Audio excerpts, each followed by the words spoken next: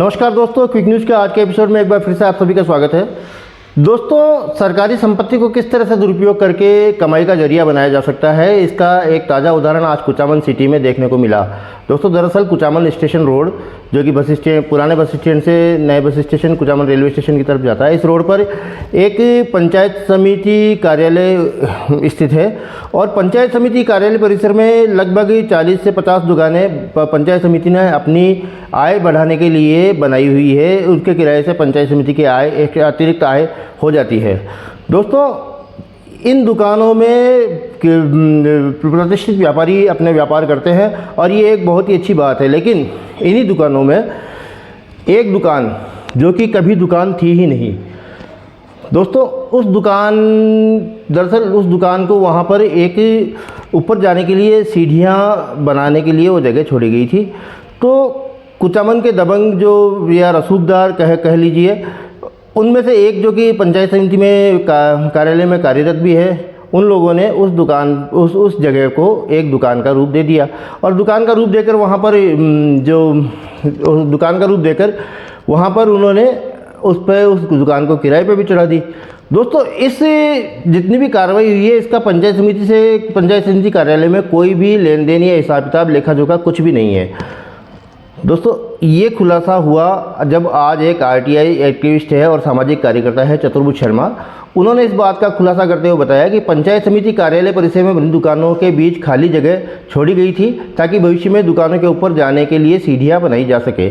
अब रसूखदारों ने, इनमें से एक पंचायत समिति कार्यालय का कर्मचारी भी है जो रसूखदारों में से एक है, उस खाली ज़मीन पर एक छोटी दुकान बनवाकर उसे किराए पर दे दिया। किराएदार ने उस दुकान पर लगभग 5 वर्षों तक चाय की दुकान भी चलाई और दुकान चली भी। और चले भी क्यों, दुकान का चलना लाजमी भी है दोस्तों, क्योंकि उस दुकान के बिल्कुल सामने कुचामन पुलिस थाना स्थित है और जो 40-50 दुकानें हैं वो सारी स्थित है। उनके बिल्कुल सामने ही लगभग 4 से 5 बैंकें भी स्थित है और होंडा का शोरूम भी स्थित है। तो दोस्तों, वहाँ पर दुकान चलना लाजमी है और दुकान चली भी, काफ़ी अच्छी चली। दुकानों पंचायत समिति द्वारा निर्मित है, वह चल रहा है, इससे काफ़ी अच्छी ग्राहकी भी हो रही है। तो दोस्तों, ये तो हुई दुकान की बात। लेकिन जब आरटीआई एक्टिविस्ट चतुर्भुज शर्मा ने इसके लिए काफ़ी कोशिशें की, तो दोस्तों, जब वो दुकान जो जगह है, तो रसूखदार और जो जैसा मैंने बताया कर्मचारी, इन लोगों को वो दुकान चांदी की टकसाल जैसी नज़र आई। दोस्तों, उसमें काफ़ी अच्छी कमाई इनको लगी, तो इन्होंने उसको लेके और उसको दुकान बना ली वहाँ पे और एक चाय की दुकान खोल दी। दोस्तों, इस बात का किसी को भी पता नहीं चला और अगर किसी को पता चला या किसी ने प्रश्नवाचक चिन्ह खड़ा किया, किसी ने प्रश्न करने की कोशिश की, तो उसे सीधा दुकान जो आसपास के दुकानदार हैं, उन्होंने कभी इसकी बात उठाने की कोशिश की, आवाज़ उठाने की कोशिश की, तो उन्हें सीधी धमकी दी गई कि आप यदि आवाज़ उठाएंगे तो आपकी दुकान खाली करवा ली जाएगी। और तो बात यही नहीं रुकती दोस्तों, उन लोगों ने उन दुकानदारों से खाली कागज़ पे दस्तखत भी करवा लिए। ये चतुर्भुज शर्मा के अनुसार सारी बात है। दोस्तों, दुकान पर आप वीडियो में देख सकते हैं दुकान, साथ ही जो दुकानदार दुकान करता था, उसकी दुकान की फ़ोटो भी आपके साथ संलग्न है। और दुकान पर लगे जो पर्दे की जो छाया के लिए लगाए जाते थे, उन्हें भी वो जो रसूखदार जो होते थे वो उन्हें उतरवा लिया जाता था। चतुर्भुज शर्मा ने इस संबंध में काफ़ी कोशिशें की। श्री शर्मा कहते हैं कि उन्होंने विकास अधिकारी और लोक जन सूचना अधिकारी को डाक के माध्यम से सूचित किया, लेकिन कोई जवाब नहीं मिला। फिर उन्होंने भारतीय साक्ष्य अधिनियम की धारा 76 के तहत भी सवालों के जवाब प्रमाणित प्रतिलिपियां मांगी, लेकिन कोई जवाब नहीं मिला। सूचना अधिकार अधिनियम 2005 के तहत भी सूचना मांगी गई, लेकिन उन्हें कोई जवाब नहीं मिला। विकास अधिकारी पंचायत समिति को शिकायत भी की गई, लेकिन इसका कोई जवाब नहीं मिला। जिला कलेक्टर डीडवाना को भी शिकायत की गई, लेकिन फिर भी उसका कोई जवाब नहीं मिला। संभागीय आयुक्त अजमेर को भी शिकायत की गई, लेकिन जवाब नहीं मिला। उपखंड अधिकारी कुचामन से भी शिकायत की गई, लेकिन कोई जवाब नहीं मिला। सभी उच्च अधिकारियों से दोबारा एक बार सबको सूचना मांग ली गई, लेकिन जवाब नहीं मिलेगा। लेकिन फिर दोबारा और उन्होंने चतुर्भुज शर्मा ने शिकायत की या निवेदन किया, तो फिर भी उन्हें कोई जवाब नहीं मिला। और चतुर्भुज शर्मा का कहना है कि सभी पत्रों की फ़ोटो प्रतिलिपियां और डाक के माध्यम से लौट कर आई एडी, जिसे एक्नॉलेजमेंट डॉक्यूमेंट्स कहते हैं, वो उन्हें मिल गया था। ये इस बात की वो उन्हें चतुर्भुज शर्मा को वापस मिल गई और ये बात ये प्रमाणित करती करती है कि वो सारी सूचनाएं अधिकारियों के पास पहुंच चुकी है। दोस्तों, आपको वीडियो में चतुर्भुज शर्मा द्वारा लिखा हुआ सारा लेख भी आपको दिखाई दे रहा है।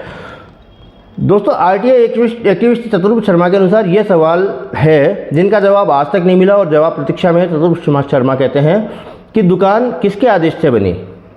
नंबर 2, दुकान निर्माण की तारीख क्या थी, निर्माण खर्च किसने करवाया था, कितने दिन निर्माण चला, निर्माण लागत क्या आई, निर्माण कार्य खत्म होने की तारीख क्या थी, दुकान किराए पर दी तो दुकान का किरायानामा कहाँ है, किराए पर देने की तारीख क्या थी, दुकान कितने वर्ष किराए पर चली, दुकान का किराया क्या था, दुकान किराए की रसीद तो होगी, यदि किराए पे दी है तो दुकान की किसी, क्योंकि बाकी जितनी भी दुकानें हैं सबकी रसीदें बनती है, उनका किराया मंथली जमा होता है, उनकी रसीदें दी जाती है। तो इस दुकान की रसीद क्यों नहीं है, इसकी रसीद कहाँ है, दुकान किसके आदेश पे खाली हुई और दुकान खाली होने की तारीख क्या थी, दुकान खाली करवाने का क्या कारण था, दुकान सरकारी रिकॉर्ड में चढ़ाई हुई है अथवा नहीं, दुकान सरकारी रिकॉर्ड में किसके नाम है, दुकान पिछले लगभग 5 वर्षों का किराया सरकारी खजाने में जमा है अथवा नहीं।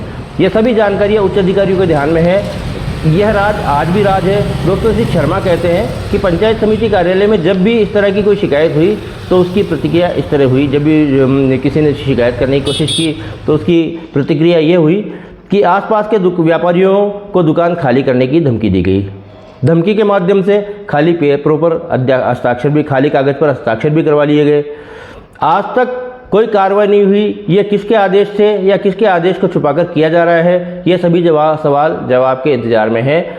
ऐसा क्या है जो सभी अफसर और अधिकारी और कर्मचारी चुप्पी साधे हैं, जबकि राजस्थान के मुख्यमंत्री और भारत सरकार भी ये दावा करती है कि भ्रष्टाचार मुक्त भारत होना चाहिए। दोस्तों, ये तो कितना होता है, कितना नहीं होता है, ये तो हम सभी जानते हैं, लेकिन फिर भी यहाँ पर बात कहने को तो बनती ही है।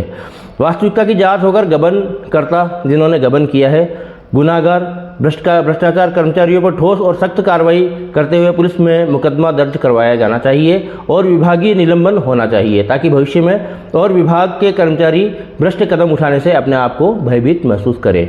दोस्तों, ये सारी बातें चतुर्भुज शर्मा की कही हुई है।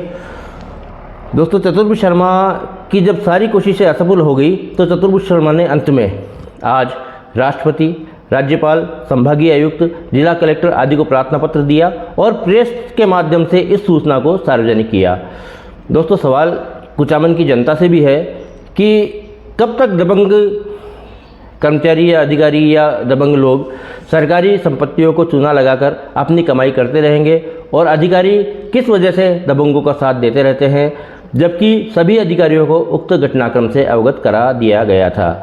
दोस्तों, इस तरह की घटना है, इस तरह का भ्रष्टाचार यदि आपके शहर में होता है तो आप क्विक न्यूज़ को तुरंत सूचित करें। क्विक न्यूज़ आपकी आवाज़ का माध्यम बनेगा, आपकी आवाज़ उठाएगा। धन्यवाद दोस्तों। और दोस्तों, साथ ही हमारे वीडियो को लाइक, सब्सक्राइब और शेयर भी करें, ताकि जो स्वस्थ पत्रकारिता है उसको बढ़ावा मिल सके। धन्यवाद दोस्तों।